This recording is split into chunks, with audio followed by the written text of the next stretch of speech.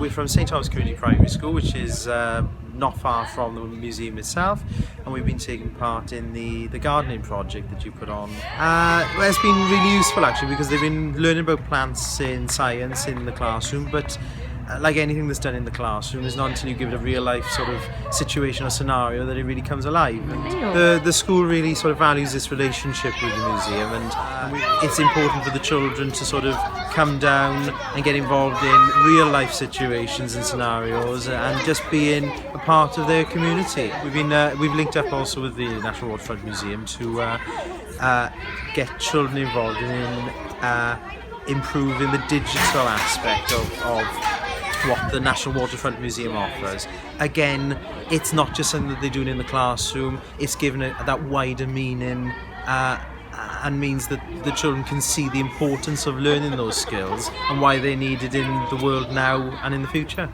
Okay, the children are coming here today to take part in a project. At the moment they're painting shirts, fantastic colours with a theme of future. And they're really excited because their works will be included in an exhibition alongside the artist next month. I want to be a singer in New York City, so then I can go around all and be a celebrity. I want to be an author and a singer, but I thought I'd be an author in my free time and then singer in my normal time.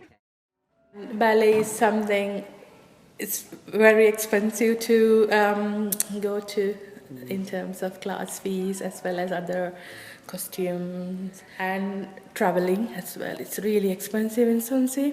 So this is one of the good opportunities for our children to attend ballet class, something that they can never get otherwise.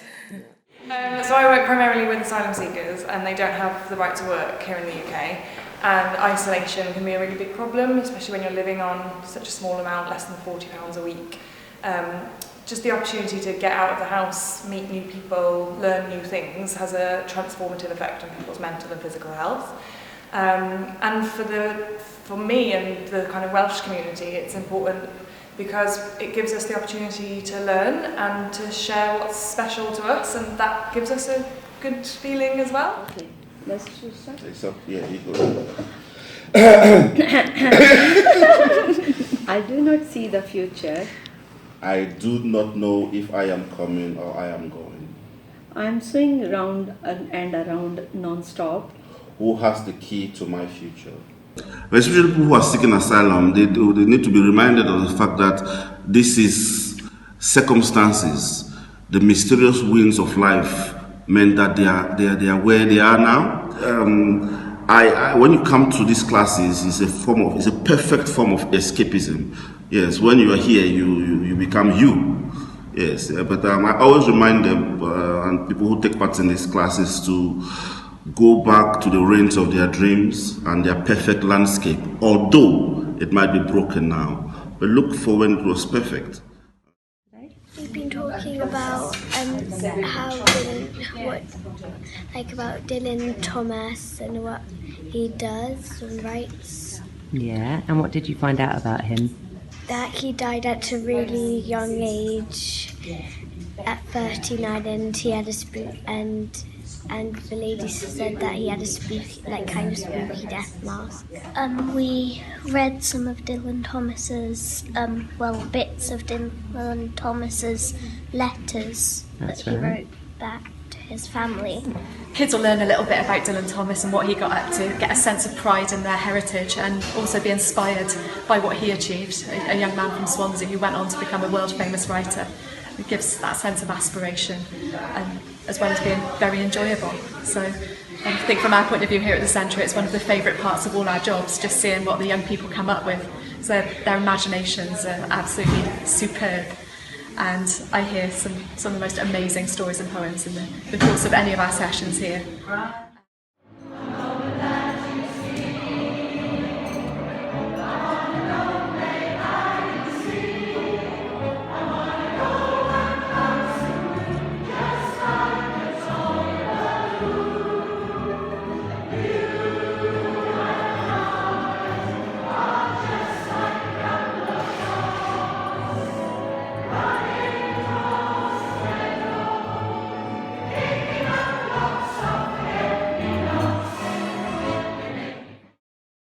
Okay, so I've been teaching, I teach the day service, so it's adults with learning difficulties, and the age can range from about early 20s to 80s. So what we do, we walk around and we look at all the artwork, but it's about the conversations that come up, things that are relevant today, that are actually happening in people's lives today.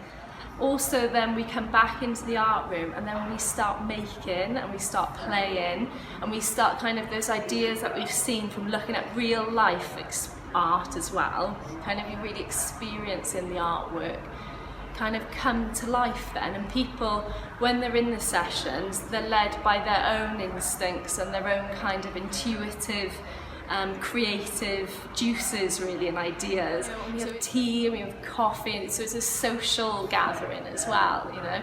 So real friendships are formed as well. And they used to have what was called the Eve of the Cup Final dance.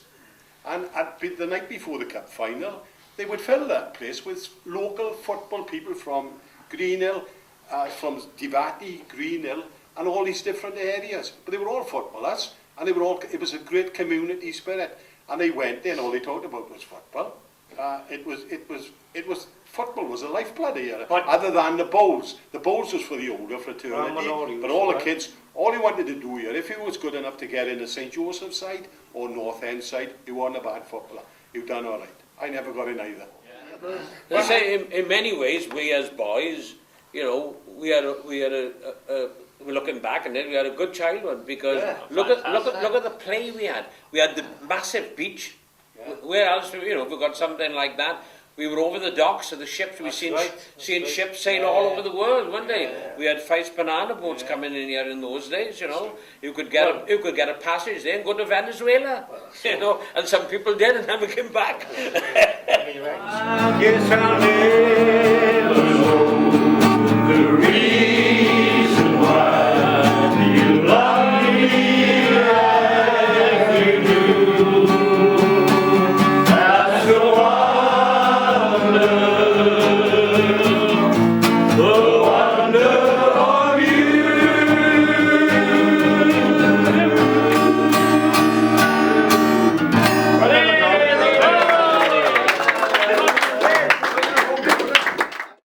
This year, Swansea was really lucky to host the biggest weekend, which saw some of the world's biggest pop stars, including Taylor Swift and Ed Sheeran, play at Singleton Park. My name is Simon Parton, and I'm a project coordinator for the Swansea Music Hub. Together with Fusion, we supported BBC Radio 1's Academy in the weeks leading up to the festival. We reached out to young people across the city, sharing opportunities, including workshops, events, and volunteering opportunities. We had over 7,000 people that got involved. We helped to facilitate over 50 workshops, which included songwriting, music production sessions, guitar lessons, getting into the music industry, advice for young aspiring musicians, and seminars on working in the digital industries surrounding music and radio. We also coordinated live events all around the city, which showcased both local and regional musicians and performers, which included choirs, bands, solo artists, and DJs. The legacy of these experiences for young people are invaluable and have inspired those that got involved to follow a creative career path. We're really pleased to have been involved and are committed to maintain the momentum after seeing how much of an appetite there is from young people in the city.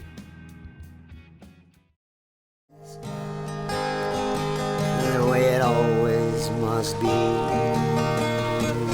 Father, my dear, my love for you so deep.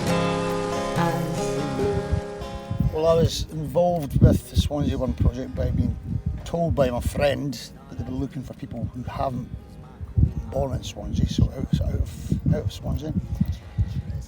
And I was asked what I particularly liked about Swansea, because my son was born here. I wrote a song for him about the sea and took some beautiful pictures and the fact of what I've seen here.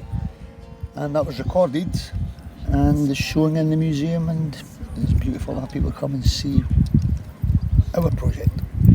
So I left something beautiful here as well for my son and anybody to see.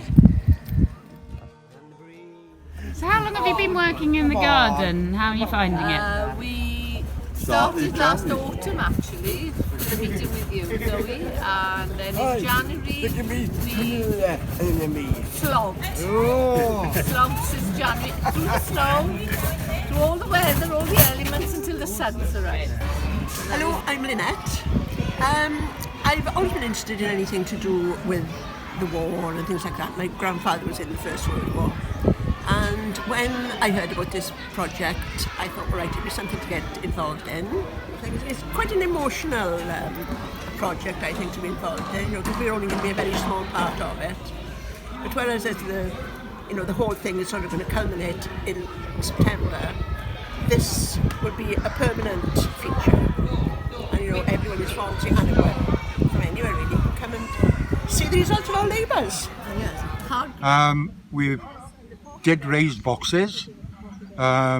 We've planted different things, vegetables in one, herbs in another. It's entertaining and enjoyable. I find it good therapy, although I am a gardener myself.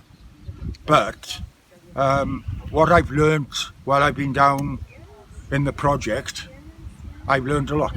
But we've had a ball. Loved it, loved meeting new people, and far better to be here outdoors and sitting watching you swimming or whatever, because it's been a pleasure.